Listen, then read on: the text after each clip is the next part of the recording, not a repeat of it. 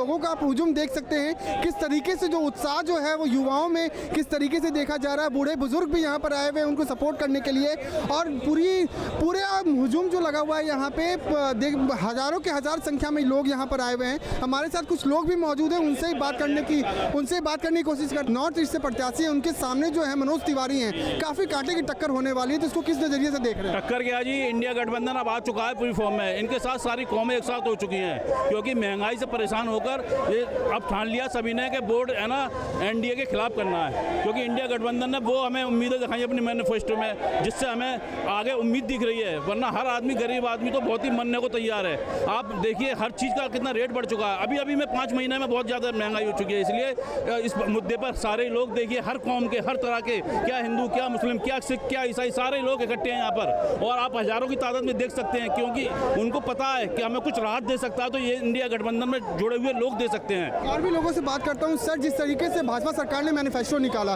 उसमें 4 बिंदुओं पे बात की गई है। महंगाई को लेकर के बात नहीं की गई, बेरोजगारी को लेकर के बात नहीं की गई, लेकिन कांग्रेस पार्टी के जो मैनिफेस्टो में जो है उसमें तमाम मुद्दों को लेकर के बात की गई है। जिसको आप किस नज़रिए से देख रहे हैं? भाजपा सरकार बार बार कांग्रेस पे आरोप लगा रही है कि उनका सिर्फ जनता को लूटने वाली बात है, वो जनता को लूट रहे हैं, तो इसको किस नज़रिए से देख रहे हैं? 2024 का चुनाव में जो मैनिफेस्टो इंडिया का है, आज ये सबसे ज़्यादा दिलचस्प बात है कि पूरी की पूरी एनडीए मोदी की सारी टीम इंडिया गठबंधन के मैनिफेस्टो पे बात कर रही है, अपने मैनिफेस्टो पे बात नहीं कर रही।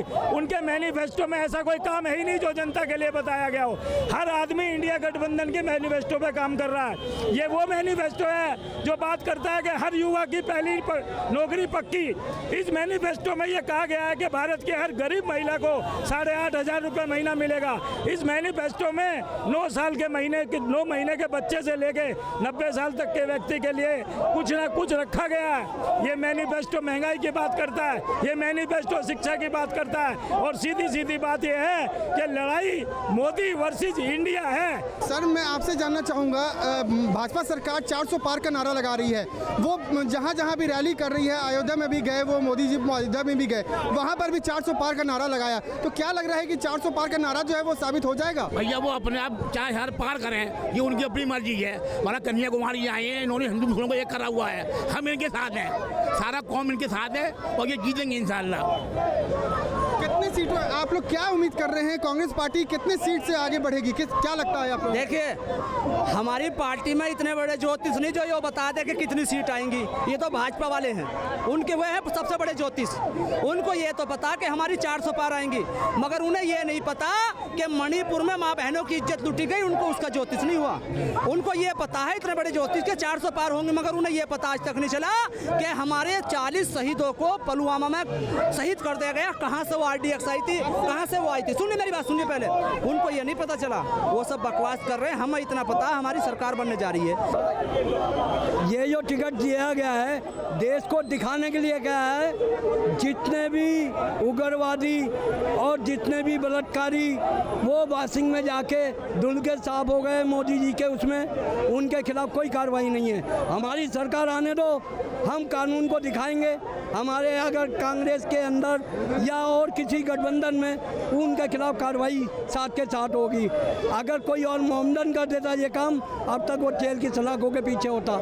मोदी जी का जीता हुआ MP या जो पहलवानों के साथ खड़ा इन्होंने, वो सबको टिकट दे रहे हैं। हमारे साथ कुछ महिला भी मौजूद हैं, उनसे मैम से भी जान। मैम, आज कन्हैया कुमार के लिए आप लोग यहाँ पर इकट्ठा हुए हैं। कन्हैया कुमार एक यूथ है, तो किस नज़रिए से आप देख रहे हैं? क्योंकि अभी मौजूदा सरकार की तरफ से ये कांग्रेस पार्टी पर इल्ज़ाम लगाया गया है कि उनको उन महिलाओं के मंगलसूत्र तक वो बेच देंगे, तो इसको आप किस नज़रिए से देख रहे हैं? देखिए, जो हमारे ये कन्हैया कुमार जी आए हैं और आप और कांग्रेस का गठबंधन हुआ है, ये युवाओं का हुआ है। युवाओं में एक अलग एनर्जी होती है कि राहुल भी पढ़े लिखे हैं USC से, और ये जेन्युइन से पढ़े लिखे कि हर किसी का एडमिशन भी नहीं होता, और PhD करे हुए। जहाँ तक मेरा ज्ञान है कि ये डॉक्टर कन्हैया कुमार जी, तो इसलिए इन्होंने बड़े संघर्ष किए, इन पे देशद्रोही का मुकदमा भी चलाया, और ये देश के लिए इन्होंने आवाज़ उठाई युवाओं के लिए, और जेल में भी रहे, और इन्होंने हिम्मत नहीं हारी।